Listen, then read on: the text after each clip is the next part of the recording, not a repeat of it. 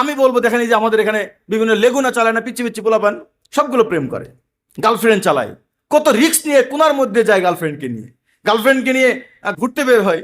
সেদিন দেখতেছি একজন লেগুনা চালায়, উনি আমাকে বলতেছে হুজুর আপনার এই সেটটার দাম কত? তেমন হচ্ছে এই সেটটার দাম হলো 30-35 হাজার টাকা এরকম। হুজুর আমার আর 5,000 টাকা লাগবে, তাহলে আমার গার্লফ্রেন্ডকে আমি একটা দেলখস করে দিতে পারবো। কেন, কি হয়েছে? ও আমার কাছে অ্যান্ড্রয়েড সেট চাইছে।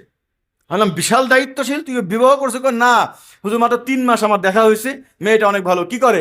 মেয়েটা এক বাড়িতে চাকরানি কাজ করে। তো অসুবিধা নাই, নারী তো আর খারাপ কিছু না।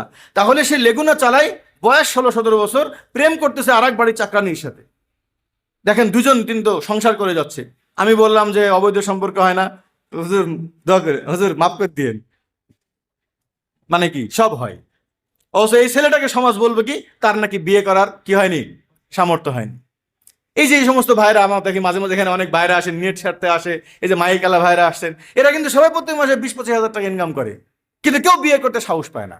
কয় বিয়ে মানেই প্রথমে 5 লাখ টাকা লাগবে, বিয়ে মানেই আমাকে একটা 20,000 টাকা বাড়ি নেওয়া লাগবে, বিয়ে মানেই এমন কিছু। তোর বিয়ে বাদ দে, মোবাইলটা বের কর। যদি কারো বেশি ব্যস্ত থাকে, কয় ভাই প্রেম করার টাইম নাই। সেদিন একজন বলছে ভাই প্রেম করার আমার টাইম না, ধর তক্তা মার প্যারাক, বাস টাকা দিব, বেশ্যার কাছে থাকবো, চলে আসবো, লাইফ শেষ। কত জঘন্য চিন্তা ভাব, মোহতারাম হাজিরিন। আর কারো যদি অতটুকু সাহস না হয়, সে তখন ওই ভাবির পিছনে ঘুটঘুট করে বেড়ায়। ভাবি তো অনেকদিন বিদেশে গেছে, কেমনে রাত কাটান আপনি? আমরা দেওররা থাকতে আপনি টেনশন করেন না। এই যে বীজ বুনলো জেনার, ভাবিও যদি দেখে যে ভাবির রিপ্লাই আসলো যে কে আর বুঝবে দুঃখ, ছেলে বুঝে নিবে, কাজ হয়ে গেছে, ডান, এর পরের মিশনে চলে যাবে বিছানায়। মোহতারাম হাজিরিন, আমি সমাজের বাস্তব একেবারে গোড়ার কথাগুলো বলি।